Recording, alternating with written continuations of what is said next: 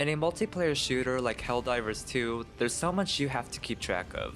Enemies, your teammates, your surroundings, and in the middle of this chaos, the game still needs to convey vital information and feedback to you and your teammates. And one of the ways Helldivers 2 does this is through sound. Developed by Arrowhead Game Studios and published by Sony Interactive Entertainment in 2024, Helldivers 2 was a finalist for Best UI, Reward, or Objective Sound Design at the Game Audio Network Guild Awards. So welcome to Player by Ear. I'm a sound designer and all-around game audio enthusiast. So let's dive right in to the objective sounds of Helldivers 2. Become a hero. Become a legend. Become a Helldiver.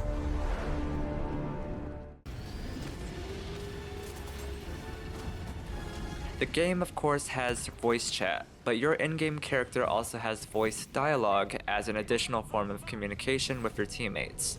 These lines are diegetic, meaning they exist in the world. More importantly though, these voice lines are spatialized or 3D, meaning they sound like they come from the world.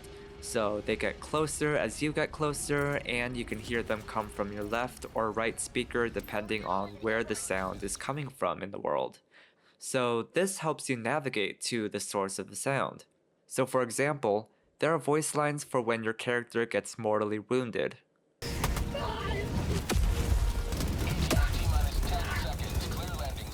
If you have teammates nearby, sounds like these are very helpful for alerting your teammate to come over and help. Similarly, when you throw down a stratagem, which calls on equipment to fall down from the sky, your character also says a voice line. Requesting advanced weaponry! Sounds like these help alert teammates to come over so you can share your supplies. However, to alert your teammates about what's happening, you first need to know what's happening yourself. Obviously, there are voice lines that give you direct information about your objective, like how much time you have left. Rare sample collected! However, Helldivers 2 also gives indirect information to you, telling you that things have changed in the game without outright saying it. For example, you're constantly shooting at enemies that are far away and sometimes hard to see, so you need a way to know when an enemy is down so you can stop shooting so you don't waste your ammo shooting at nothing. There are voice lines in the game that play when you kill an enemy.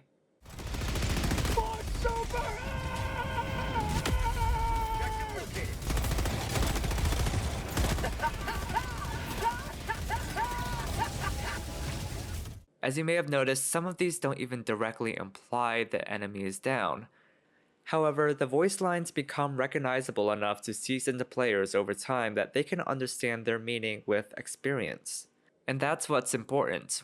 When the sound does not directly tell you the information it's conveying, the sound has to be recognizable enough that you can still decipher the information, and the player in that example did.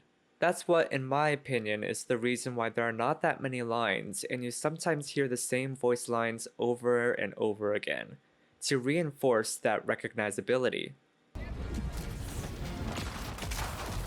Audio is important for conveying information, and UI and objective sounds like those in Helldivers 2, regardless of their form, are often the best examples of sounds that are purely functional. Though some games do incorporate narrative and world-building elements into their UI and objective sounds, at the end of the day, what's most important is telling the player what's happening and what they are doing. That's all for this video. This was Player by Ear. Join me next week when I'll be taking a look at another game nominated for the Game Audio Network Guild Awards.